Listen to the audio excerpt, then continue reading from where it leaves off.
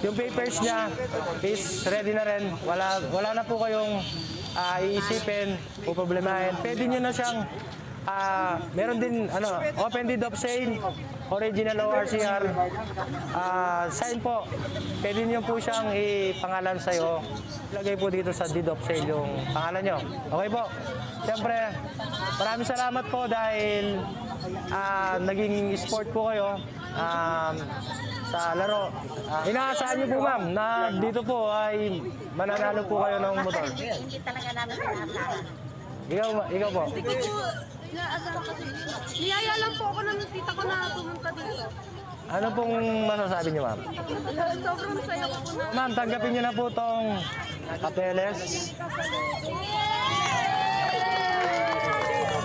Congratulations, mga ganda! Na lang kayo ng secure niyo po yung license niyo para